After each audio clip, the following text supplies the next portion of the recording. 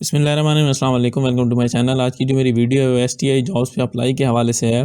तो STI jobs के हवाले से मैंने 2-3 वीडियोस पहले अपने चैनल पे अपलोड किए हैं। तो उसके अंदर बताया गया है कि इन पे ऑनलाइन अप्लाई कैसे करना है, इनके लिए क्वालिफ़िकेशन क्या रिक्वायर्ड होगी, इनका सैलरी पैकेज क्या होगा, इसके अलावा इनकी पॉलिसी क्या है, सारी चीज़ों की तफ़सील आपको बताई गई है।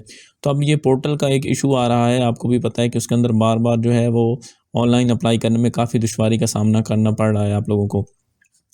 तो इसके लिए एक और चीज़ है, सबसे पहले मैं आपको बता दूं कि जो है हमारे मिनिस्टर एजुकेशन उन्होंने एक अनाउंसमेंट की है कि जो ऑनलाइन अप्लाई करने की डेट है वो एक्सटेंड हो गई है। उसकी जो डेट अब है वो 30 जनवरी है, मतलब 30 जनवरी तक आप इस पे ईज़िली अप्लाई कर सकते हैं।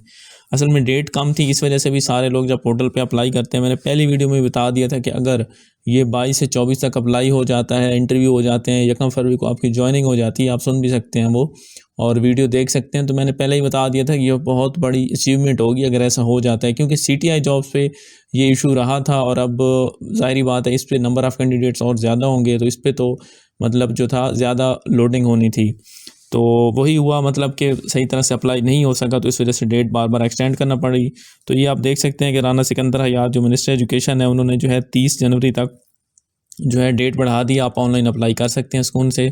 और इसके अलावा उन्होंने ये भी बताया कि 25,000 इस पे अप्लाई हो भी चुके हैं। तो ये जो अप्लाई करने वाली बात है ये बिल्कुल ठीक है उनकी, क्योंकि अप्लाई वाक़ई जो मेरे व्हाट्सएप ग्रुप में शामिल हैं लोग, उनमें से भी काफ़ी लोगों ने मुझे मैसेजेस किए हैं और वैसे भी काफ़ी लोगों का अप्लाई हो चुका है। कुछ लोगों ने अपनी जो है अभी तक रजिस्ट्रेशन करवाई है और काफ़ी लोगों ने अपनी जो है आईडी जो है जनरेट कर ली है, उसके ऊपर अपनी जो प्रोफ़ाइल बिल्ड कर ली है। तो अब जिनकी नहीं हो रही उसको कुछ इश्यूज़ भी हो सकते हैं। एक पोर्टल का इशू तो है ही, लेकिन पोर्टल साथ जो है साथ-साथ काम भी कर रहा है। आपको ये है कि उस पे बार-बार देखना पड़ेगा कि ज़्यादातर जो पोर्टल्स की टाइमिंग है वो लेट नाइट में या अर्ली मॉर्निंग में है, तो आप उस टाइम पे ईज़िली अप्लाई कर सकते हैं, ठीक है? और वैसे जो है पोर्टल वर्किंग में है अब, और कल से इंशाल्लाह मज़ीद बेहतर हो जाएगा।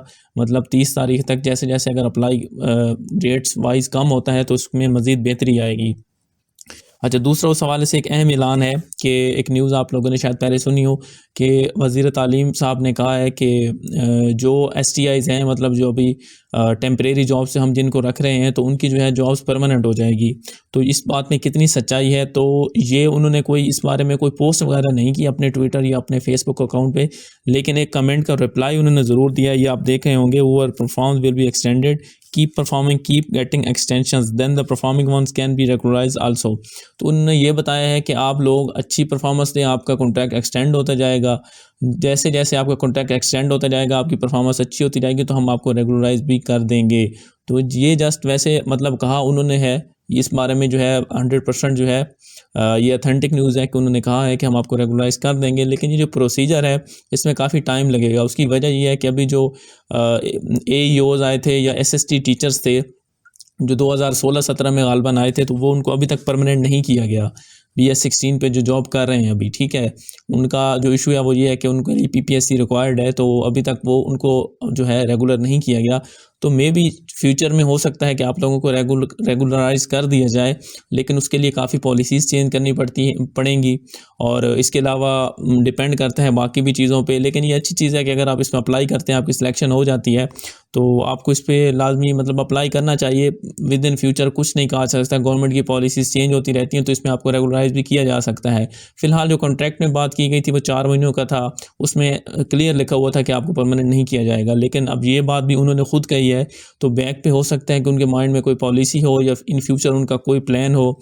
तो ये उन्होंने अभी तक जो है अपनी इंटेंशन शो की है इस हवाले से। तो दूसरी जो बात है, अप्लाई में आप लोग जो गलतियाँ कर रहे हैं थोड़ी बहुत, वो भी मैं आपको बता देता हूँ। अच्छा, उसके अंदर कुछ ये है कि यूसी का इशू आ रहा है। यूसी का आप लोगों को पता नहीं है, तो एक लिंक मैंने अपने चैनल पे भी दिया था और आप लोगों ने कहीं न कहीं देखा होगा, वो यूसी जिस पे सारी आ रही होती हैं, ठीक है? तो उस पे आप लोगों ने लिंक पे क्लिक करना है, तो आपके सामने सारे डिस्ट्रिक्ट की लिस्ट आ जाएगी। अब जैसे ये मेरे सामने लिस्ट आ गई है, ठीक है? तो अब इस पे जो है आप लोगों ने आपका जो भी मतलब का आपका डिवीज़न है, अब देखें यहाँ पे कसूर, लाहौर, ननकाना साहब, शेखुपुरा, गुजरात। जैसे ही आप उस पे क्लिक करेंगे तो मतलब फ़र्ज़ करें गुजरात है आपका, ये चकवाल है, आप इस पे क्लिक करेंगे तो चकवाल की जितनी भी उसके अंदर शामिल हैं यूसीज़, वो सारी इसके अंदर शो हो जाएँगी, ठीक है? तो वो आप देख सकते हैं आपका कौन-सा मतलब यूसी बनती है, तो आप उसके अकॉर्डिंग अप्लाई कर सकते हैं। जैसे यूसी 1 है और यूसी 2, यूसी 3, यूसी 4, ये देखें सारे लिखे हुए हैं, ठीक है? तो ये इसके अंदर सारी चीज़ें लिखी हुई हैं। यूसी नंबर 21 है, 22 है और इसके अलावा 23, 24, ठीक है, नेम भी लिखे हुए हैं। तो आपका जो भी इसमें बनता है, जैसे ये 15 में है और 51, ये मतलब ये सारी 71 जो टोटल हैं इसके अंदर सारी दी हुई हैं। आप अपना जो है डिस्ट्रिक्ट आपका मतलब सॉरी जो आपका गांव बनता है, जो आपका टाउन है, आप उसके अकॉर्डिंग वो अपना यूसी नंबर वहाँ पे लिखेंगे, ठीक है।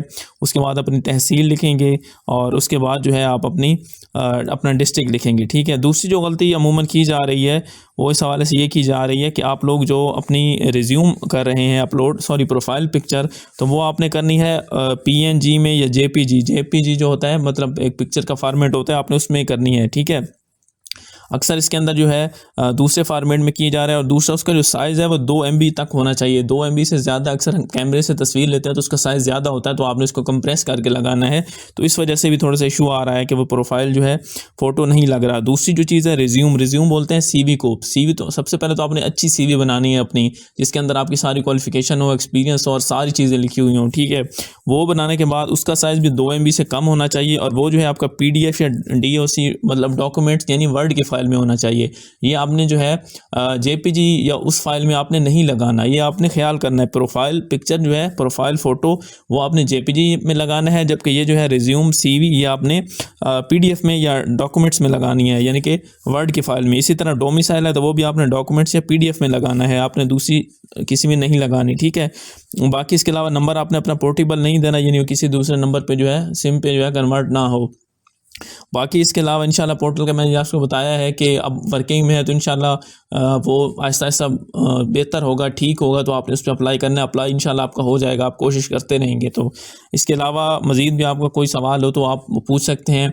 और वीडियो आपको अच्छी लगी तो उसको लाइक कीजिएगा, चैनल को सब्सक्राइब कीजिएगा। थैंक यू, अल्लाह हाफिज़।